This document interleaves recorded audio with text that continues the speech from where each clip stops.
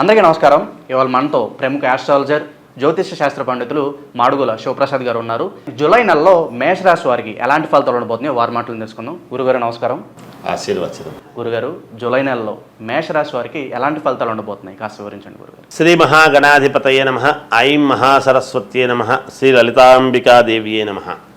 మాస ఫలాల కార్యక్రమములో భాగంగా ప్రతి నెల కూడా ఈ మాసములో 12 రాసుల వాళ్లకు ఎలా ఉంటుంది, ఏమిటి, ఎలా జరగబోతున్నాయి అనేటువంటి విషయము గురించి మనము ప్రతిసారి చెప్పుకుంటూనే ఉన్నాం.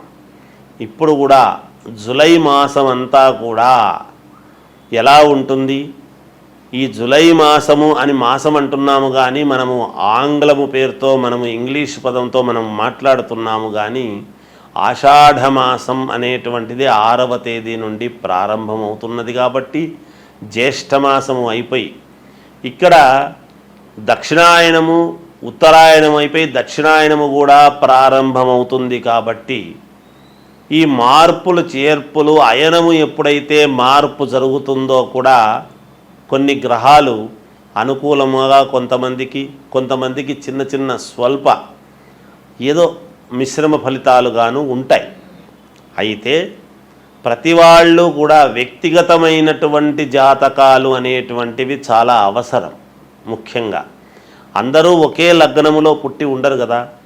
ఎవరెవరు ఏ లగ్నములో పుట్టి ఉంటారో ఆ లగ్నము నుండి మనము చూసుకోవాల్సినటువంటి అవసరము ఉంటుంది. కాబట్టి పైగా ఈ మాసములో శని వక్రగతి అనేటువంటిది కూడా ఉన్నది. కాబట్టి ఎవరెవరికి ఎటువంటి ఫలితాలు ఇస్తారు, ఏమిటి, ఆ ఫలితాలు ఎలా ఉండబోతున్నాయి అనేటువంటి దాని గురించి ఇప్పుడు నేను మీకు క్షుణ్ణంగా తెలియజేస్తాను.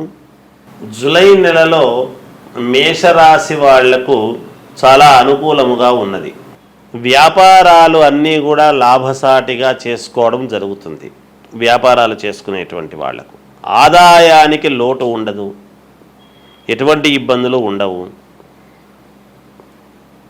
నూతన వస్తు వాహనాలు కొనుగోలు చేసుకునేటువంటి విధముగా ఉంటుంది. అంటే ఇంతవరకు వాహనాలు లేవా, ఈ రాశి వాళ్ళకి ఎవరికి ఉండవా అంటే ఉంటాయి. ఎప్పటి నుంచో ప్రయత్నము చేస్తూ వాహనం కొనుక్కోలేకపోతున్నామే అనుకునేటువంటి వాళ్లకు ఇది ఉంటుంది. అలాగే ఇంకొక విశేషం ఉంది. ఈ మాసములో వస్త్ర వ్యాపారాలు చేసుకునేటువంటి వాళ్ళు ఉంటారు. అంటే గుడ్డల దుకాణాలు, ఇప్పుడు రేమాండ్స్ అని ఏవేవో షాపులన్నీ చాలా ఉన్నాయి కదా. గుడ్డలు అమ్ముకునేటువంటి గుడ్డలంగళ్ళ వాళ్ళు, శారీసు, ఇక ఒకటి అనేటువంటిది ఏముంది, బజార్లోకి వెళితే అన్ని షాపులు అవే కదా, గుడ్డల షాపులే. ఈ వస్త్ర దుకాణాల వాళ్లకు మాత్రము మహాద్భుతముగా ఉన్నది, లాభసాటిగా ఉంటుంది. ఆషాఢమాసం సేల్స్ అని కూడా పెడుతుంటారు చూడండి, బ్రహ్మాండంగా ఉంటుంది. మీకు చాలా లాభాలు పొందుతారు వాళ్ళు. చిన్ననాటి మిత్రులను కలుసుకోవడం జరుగుతుంది. అలాగే కుటుంబ సభ్యులతో పుణ్యక్షేత్రాలకు వెళ్ళటానికి ఒక మార్గము ఏర్పరచుకోవటము కానీ జరుగుతుంది గాక. ఆకస్మిక ప్రయాణాలు అనేటువంటివి ఉంటాయి. చేపట్టినటువంటి పనులన్నీ కూడా సమయానికి పూర్తి చేసుకుంటారు మేషరాశి వాళ్ళు. ఏ పని పట్టుకున్నా సమయానికి పూర్తి చేసుకోవటం అనేటువంటిది ఉంటుంది గాక. ముఖ్యమైనటువంటి ఆలోచన చేయటం అనేటువంటిదే కాకుండా ఆచరణలో పెట్టడానికి చాలా ఉపయోగపడుతుంది ఈ మాసం.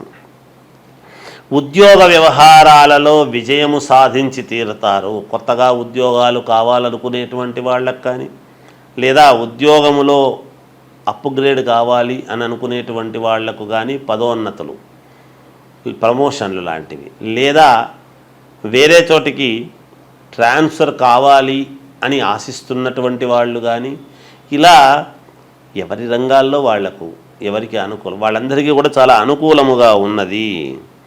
అన్ని రంగాల వారికి కూడా చాలా అనుకూలముగానే ఉన్నది. మేషరాశి వాళ్ళు అనేక రంగాలలో ఉంటారు. వ్యాపార రంగము కావచ్చు, లేకపోతే బంగారు వ్యాపారాలు చేసుకునేటువంటి వాళ్ళు కావచ్చు, సినిమా రంగంలో కావచ్చు, రాజకీయ రంగంలో కావచ్చు. ఈ ఒక రంగము అనేటువంటిది ఏమిటి? చిన్న వ్యాపారాల దగ్గర నుండి పెద్ద పెద్ద వ్యాపారాల వరకు అనేక రంగాలలో ఉంటారు ఉద్యోగస్తులు. ఇలా అన్ని దాంట్లలో ఉండేటువంటి వాళ్లకు కూడా చాలా అనుకూలముగా ఉంది అనేటువంటిది తెలుస్తూ ఉన్నది. ఎందుకంటే గ్రహస్థితులు చాలా అనుకూలంగా ఉన్నాయి. అందువలన ఆర్థిక వ్యవహారాలు అన్నీ కూడా చాలా సంతృప్తికరముగానే ఉంటాయి ఈ రాశి వాళ్లకు. ఎవరెవరకు ఏ ఏ రంగాల్లో రావాల్సినంత వాళ్లకు వాళ్ళ చేతికి అందినప్పుడు అందరికీ సంతృప్తే కదా ఉంటుంది. మాసాంతములో స్వల్ప అనారోగ్య సమస్యలు వచ్చేటువంటి అవకాశము కనపడుతూ ఉన్నది. అంటే దానివల్ల ఏమీ భయాందోళనకు గురి కావాల్సినటువంటి అవసరమైతే ఎంత మాత్రమూ లేదు. ఏదో వెళ్ళటము, కాస్త డాక్టర్ల దగ్గర చూపించుకోవడము, ఒక ట్యాబ్లెట్లు వాడడము, మళ్ళీ బాగుందిలే అనుకోవడమే ఉంటుంది తప్ప పెద్దగా ఇబ్బందులు ఉంటాయి అనేంతటి ఇదైతే ఎటువంటి పరిస్థితుల్లోనూ లేదుగాక. ప్రయాణాలు చేసేటప్పుడు ఎవరినైనా తోడు పెట్టుకొని వెళితే బాగుంటుంది అనేటువంటిది సూచనప్రాయముగా తెలియచేయటమే. గురుగారు, అలాగే ఈ మేషరాశి వారు ఎలాంటి పరిహారాలు చేసుకుంటే వీళ్ళకి శుభ ఫలితాలు ఉంటాయి అంటారు?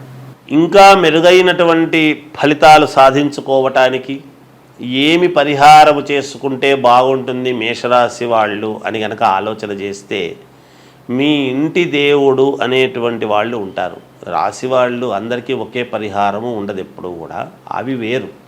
అయితే ఇక్కడ ఎవరెవరి ఇంటి దేవుడు వాళ్లకు ఆ ఇంటి దేవుడిని ఆరాధిస్తే మేలు జరుగుతుంది గాక. ఇంటి దేవుడికి సంబంధించినటువంటి గుడికి వెళ్ళటము కానీ, ఆ ఇంటి దేవుడిని స్మరించుకోవటం కానీ చేసినారంటే ఈ మాసం అంతా మీకు మేలు జరుగుతుంది అని తెలియజేస్తున్నాను. జూలై నెలలో మేషరాశి వారికి ఎలాంటి ఫలితాలు ఉండబోతున్నాయో తెలియజేసింది. ధన్యవాదాలు గురుగారు. అందరికీ నమస్కారం. ఇవాళ మనతో ప్రముఖ ఆస్ట్రాలజర్, జ్యోతిష్య శాస్త్ర పండితులు మాడుగుల శివప్రసాద్ గారు మనతో ఉన్నారు. ఆషాఢ మాసం యొక్క విశిష్టతను వారి మాటలోనే తెలుసుకుందాం. గురుగారు నమస్కారం. ఆశీర్వచనం నాయన. గురుగారు, ఆషాఢ మాసం యొక్క విశిష్టతను కాస్త వివరించండి. అలాగే ఆషాఢ మాసంలో చేయాల్సిన పనులు ఏంటి, చేయకూడని పనులు ఏంటి కాస్త వివరించండి గురుగారు. శ్రీ మహాగణాధిపతయే నమః. ఐం మహాసరస్వత్యే నమః. శ్రీ లలితాంబికాదేవ్యై నమః. ఆషాఢమాసము యొక్క విశిష్టత ఏమిటి, ఆషాఢమాసములో చేసుకోవాల్సినటువంటి పనులు ఏమిటి, చేసుకోకూడనివి ఏమిటి అనేటువంటివి సరే ఎంత తెలిసినా ఏదో ఒక అనుమానము మానవులము సహజము కదా. ప్రతిదీ కూడా మనము సందేహము అనేటువంటిది వచ్చినప్పుడు తెలుసుకోవాలి అనేటువంటి దాంతో అడుగుతూ ఉంటారు. సర్వమానవాళికి తెలిసే విధముగా చెప్పటము మా వంతు కర్తవ్యముగా భావించి తెలియజేస్తూ ఉంటాం. ఆషాఢమాసం అనంగానే ఆషాఢమాసం వస్తుంది కదా, శుభకార్యాలు చేసుకోవటానికి అవకాశము ఉండదు అనేటువంటిది అందరికీ తెలిసిన విషయం. అంటే వివాహాలు, గృహప్రవేశాలు, శంకుస్థాపనలు, మామూలుగా పండితులు వీళ్ళు బ్రాహ్మలు అనేటప్పటికీ ఉపనయన కార్యక్రమాలు, ఒడుగు అంటాం. అలా ఇక్కడ తెలంగాణ భాష వడకలగ్నం అని ఏదో అంటాం. అలా ఉపనయన కార్యక్రమాలు కానీ, శంకుస్థాపనలు, భూమి పూజలు కానీ, ఏదైనా ఒక కొత్త వ్యాపారము ప్రారంభించాలి, చెయ్యాలి అని అనుకుంటే అవన్నీ ఆషాఢమాసము కదా నాయన, ఈ మాసము కాస్త ఆగి చేసుకోవచ్చు కదా అని ఇలాంటివన్నీ కూడా చెబుతూ ఉంటాం. సరే, ఎవరైనా కాన్పులైనారు అనేటప్పటికీ మరి పుణ్యపురుడు కాబట్టి ఇంట్లో పుణ్యాహవాచనము ఇట్లాంటివి ఇవి చేసుకోవచ్చు. ఆషాఢమాసములో చేసుకోకూడనివి అంటే శుభకార్యాలు ఏవి తలపెట్టేదానికి ఉండదు. అయితే ముందుగా ఎవరైనా పెళ్లి సంబంధాలు మాట్లాడుకున్న వాళ్ళు కానీ, వాళ్ళ ఇంటికి రావడము, వీళ్ళింటికి పోవడము, ఇటువంటివి ఏమో మామూలుగా సందర్భాన్ని బట్టి చేసుకోవచ్చు. ముందే మాట్లాడుంటారు కాబట్టి వాటికి ఏమీ ఇబ్బంది ఉండదు. ఎందుకంటే వివాహం అనేటువంటిది ఎలాగో శ్రావణ మాసము తర్వాతను పెట్టుకుంటారు మంచి రోజు చూసి. వచ్చిపోవడాలు రాకపోకలు అనేటువంటివి సహజము కాబట్టి రెగ్యులర్గా జరిగేటివి జరుగుతూ ఉంటాయి, వెళ్ళవచ్చును రావచ్చు. అదొక మార్గం. ఇక ఆషాఢమాసము చేసుకోవాల్సినటువంటివి ఏమిటి? ఇప్పుడు ఇవి చేసుకోవడానికి లేదు. శుభకార్యాలు, వివాహము, తర్వాత ఉపనయనము, లేకపోతే మనము ఎంగేజ్మెంట్ కానీ, అంటే నిశ్చయతాంబూలాల కార్యక్రమము అని ఇలాంటివి చేసుకోవటానికి లేదు. శంకుస్థాపనలు, కొత్త వ్యాపారాలు ప్రారంభం చేసుకోవటం కానీ, ఏదైనా ఒక షాపు ఓపెనింగులు కానీ ఇవన్నీ చేసుకోకూడనివి. ఇక చేసుకోవాల్సినటువంటివి ఏమిటి? మరి ఆషాఢమాసం అంతా ఖాళీగా ఉండాలనా? ఏమీ లేవా అంటే పరమ పుణ్యప్రదమైనటువంటివి ఉన్నాయనేది కూడా చెప్పాలి. ఏమిటి అంటే ఆషాఢమాసములో ఆషాఢ పాడ్యమి నుండి, అంటే అమావాస్య అయిన తర్వాత వెంటనే వచ్చే పాడ్యమి నుండి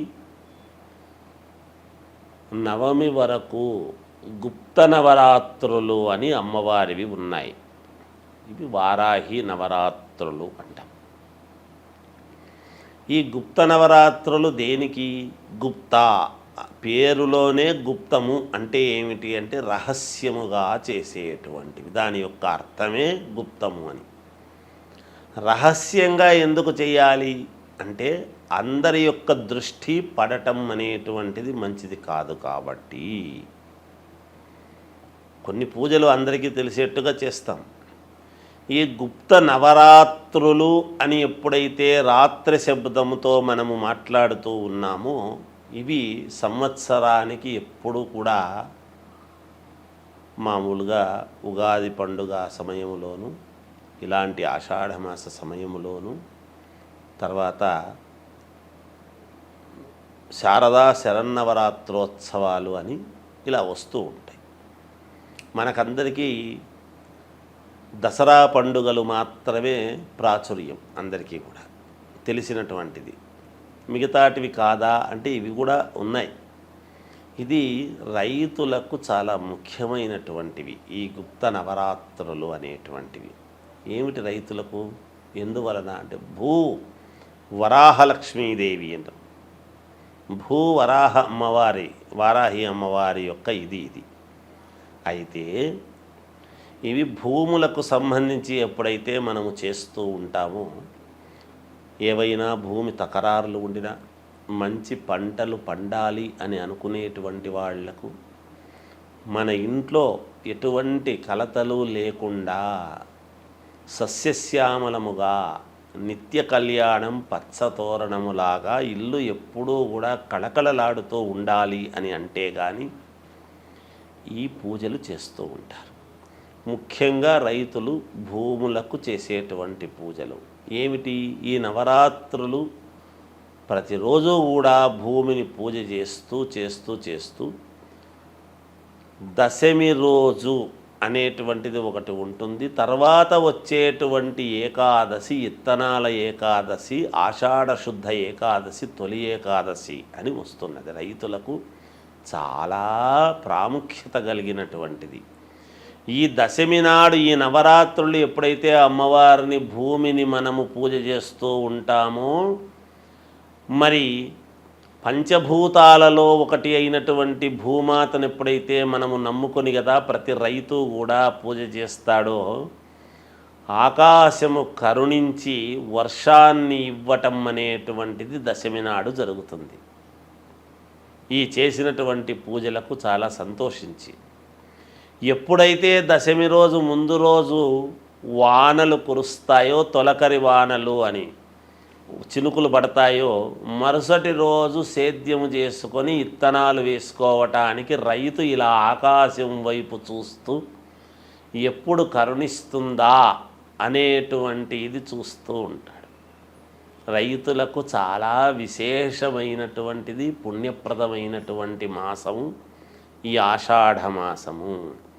రైతులకు చాలా ముఖ్యము అని అంటున్నాము అంటే మనందరికీ రైతు ముఖ్యము కదా. అన్నము అనేటువంటిది, రైతు అనేటువంటి వాడు లేకపోతే అన్నం ఎక్కడి నుంచి వస్తుంది? మనకు ఏ పంట రావటం కష్టమే. అందువలన అలా పంటలు పండించేటువంటి రైతులు చాలా సంతోషంగా ఉండటానికి ఈ ఆషాఢ మాసము అనేటువంటిది చాలా ముఖ్యమైనటువంటి మాసము. ఒక రకంగా రైతులకు చాలా పుణ్యప్రదమైనటువంటి ఇవి వస్తూ ఉన్నాయి అనేటువంటిది తెలియజేస్తూ జయోస్తు. ఆషాఢ మాసం యొక్క విశిష్టత, అలాగే ఆషాఢ మాసంలో చేయాల్సిన పనులు, చేయకూడని పనులు వివరించినందుకు ధన్యవాదాలు గురుగారు. జయోస్తు.